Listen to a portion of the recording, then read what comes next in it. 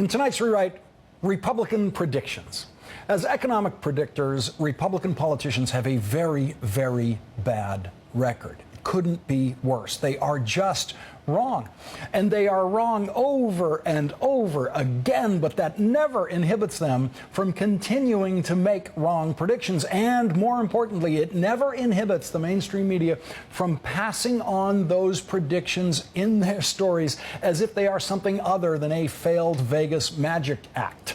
White House Press Secretary Jay Carney made this point sharply today by showing just how wrong Republican predictions have been about what Obamacare would do to health care costs in this country. I would also remind you that a number of skeptics, including the aforementioned Speaker of the House, said in August of 2010, quote, health care costs will skyrocket next year thanks to Obamacare. I think he missed on that prediction. Paul Ryan, unless repealed, this law will exacerbate the spiraling cost of health care. That was in January of 2011. The opposite happened. The opposite happened.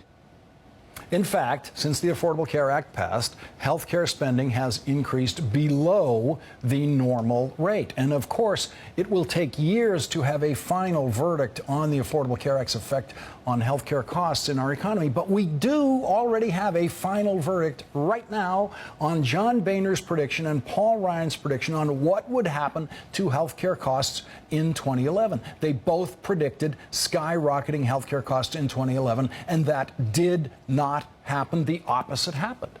They will continue to make predictions about healthcare costs, and most of the media will not warn their readers or viewers that those Republican predictions have already been proven wrong.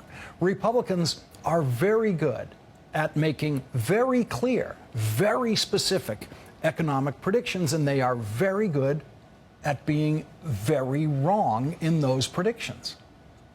Will tax increases so weaken the economy that, in fact, a recession will come on, jobs will be killed, revenues will go down, and the deficit, instead of decreasing, will increase? I believe that that will, in fact, kill the current recovery and put us back in a recession. Could not be clearer. No punches pulled there. Tax increases will put us back in a recession. That was Newt Gingrich in 1993 fighting against Bill Clinton's proposed tax increases, which later that year passed the House and the Senate, with every Republican in each body voting against the bill. Every single Republican in the House and the Senate said the Clinton tax increases, which were the biggest tax increases in history, would badly hurt the economy, and most of them specifically predicted a recession. And what happened? Every one of them was wrong. Every single Republican was wrong about the Clinton tax increases of 1993. The economy soared after those tax increases. And here's where we stood toward the end of that decade.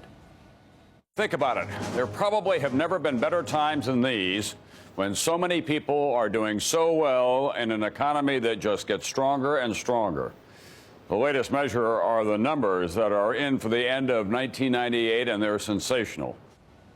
Just over a year ago, Republicans were telling us once again that the Obama tax increase on America's highest earners would be a job killer. Republican Speaker John Boehner simply recycled the talking points that Newt Gingrich used 20 years earlier.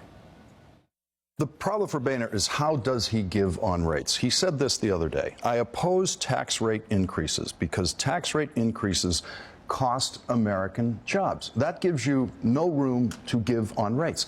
It is, by the way, not an original thought. Who said this? The tax increase will kill jobs and lead to a recession, and the recession will force people out of work and onto unemployment and actually increase the deficit. That's Newt Gingrich in 1993 on the Clinton tax increase.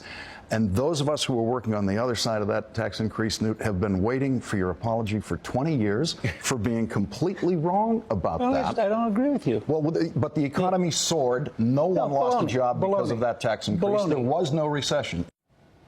Jay Carney presides over a press briefing room that includes more than a few reporters who are not quite old enough to remember that every single Republican in Washington was wrong about the Clinton tax increase. And so today, he offered this little history lesson that bears repeating over and over again.